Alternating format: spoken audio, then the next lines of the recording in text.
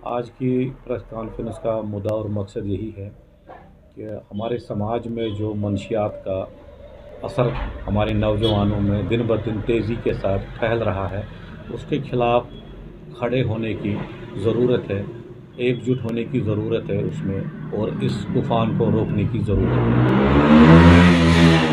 तो इसी ज़िम्न में हमारे पुलिस स्टेशन बटमालू के जो एसएचओ साहब हैं, मीर कज़ीम साहब, उन्होंने एक बड़ी कार्रवाई अंजाम में लाई। यहाँ के एक बड़े ड्रग माफिया को अरेस्ट करके उनके कब्ज़े से करीबन 2000 बोतल ज़ब्त किए। तो ये एक बड़ी कामयाबी है। पुलिस ने इसको बर वक्त अंजाम दिया और करीबन उन्होंने खाली 20,000 बोतलें ज़ब्त नहीं की, उन्होंने 20,000 नौजवानों की जान बचाई। तो हम उनका शुक्रिया अदा करते हैं और उनको मुबारकबाद भी देते हैं इस बात को लेके कि उन्होंने इतनी बड़ी कार्रवाई अंजाम में लाई और बड़े ट्रांसपेरेंट तरीके से लाई। तो हमारी तरफ से, फेडरेशन की तरफ से, जो ट्रेडर फेडरेशन बटमालू है, हमारे ज़िम्मेदार यहाँ पे बैठे हैं, मेरे एडवाइज़र है हाजी अब्दुल अज़ीज़ साहब, मेरे वाइस प्रेसिडेंट हैं हाजी अब्दुल अज़ीज़ डार साहब, मेरे मेंबर है मसूद साहब, और मेरे यहाँ से हमारे मोहम्मद यूसुफ साहब है पब्लिसिटी। तो हमने ये महसूस किया कि अपनी तरफ से ट्रेड भी कुछ इसमें ऐसी कार्रवाई करे कि आने वाले वक्त में कोई भी ऐसा काम करने से पहले हज़ार बार सोचे। तो ज़रूरत है एकजुट होने की, इस मंशियात के ख़िलाफ़ कार्रवाई, सख्त से सख्त कार्रवाई करने की। हमने ये फ़ैसला लिया है कि हमारे मार्केट में जितने भी हमारे इस धंधे के साथ वाबस्ता, इस बिज़नेस के साथ वाबस्ता है, मेडिकल शोबे के साथ या कोई भी रहे, तो अगर कभी भी खुदा न खास्ता कोई इस धंधे में मुलव्वस पाया गया तो हम उसके ख़िलाफ़ कार्रवाई करेंगे। हम उसको अपने मार्केट से बेदखल करके उसकी दुकान को बंद कर देंगे, उसको यहाँ पे बिज़नेस चलाने नहीं देंगे। तो मेरी गुजारिश है सभी ट्रेडर्स से कि अपने मार्केट में पूरा ध्यान रखें इस चीज़ का कि कोई ना कोई शरपसंद अनासिर ऐसी कार्रवाई तो नहीं कर रहा है, हमारे आने वाली नस्ल को बर्बाद तो नहीं कर रहा है, ऐसी जहर तो नहीं बेच रहा है। तो इसीलिए आज यहाँ पे हमने ये प्रेस कॉन्फ्रेंस बुलवाई है। और मैं साथ ही साथ यहाँ की एडमिनिस्ट्रेशन से भी ये मुतालबा करता हूँ कि इस एक्ट के ख़िलाफ़ सख्त से सख्त कानून बनाया जाए ताकि कोई फिर आसानी के साथ इससे बरी ना हो जाए, छूटे नहीं। तो इसमें 320 का एक्ट लगना चाहिए क्योंकि ये कत्ल के बराबर है।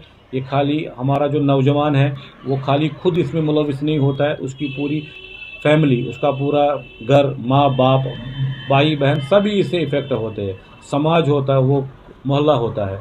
तो इसमें हम चाहते हैं कि सरकार की तरफ से भी ऐसी कार्रवाई अंजाम में लाई जाए कि गोया कोई भी कल को ये करने से पहले हज़ार बार ये सोचे कि मेरा अंजाम क्या होगा। तो मैं फिर एक बार अपने जो हमारे एसएचओ बटमालू साहब है, मीर कज़ीम साहब, उनका शुक्रिया अदा करता हूँ और उनको मुबारकबाद देता हूँ और उम्मीद करता हूँ कि इंशाल्लाह वो उन्होंने जो जंग छेड़ी है इस मंशियात के ख़िलाफ़, इसको वो इसी शद्दमत के साथ जारी व सारी रखेंगे। इंशाल्लाह हमारा पूरा ताउन होगा उनके साथ, शाना बशाना हम इस मंशियात के ख़िलाफ़ हमेशा खड़े रहे हैं और आगे भी रहेंगे। चूँकि ये जो मामला है ये न सिर्फ बटमालू का है बल्कि बाकी जो हमारे इलाके हैं, क्योंकि मंशात की जो लत है कश्मीर में बहुत फैल रही है। आपने अपने इलाके को साफ और शफाफ करने के लिए इस तरह के इकदाम उठाया, आपने कार्रवाई की बात की। क्या अगर आपको लगता है इस तरह का कोई ट्रेडर इसमें मुलव्वस है, क्या आप पुलिस के पास खुद जाएंगे और कार्रवाई उनके खिलाफ करवाएंगे? बेशक, अगर हमारी नज़र में कोई ऐसा आया, भले ही वो मैं क्यों ना रहूं, मेरा साथी क्यों ना रहे, मेरा भाई क्यों ना रहे, मेरा बेटा ही क्यों ना रहे, तो हम उसको खुद उठा के पुलिस के हवाले कर देंगे और उसकी दुकान को बंद करके उसको यहाँ से बिजनेस करने नहीं देंगे। अच्छा, आप सोशली भी बहुत सारा काम करते हैं, आपको लगता है कि बटमालू में ये चीज़ें पनप रही, ये बुराइयाँ?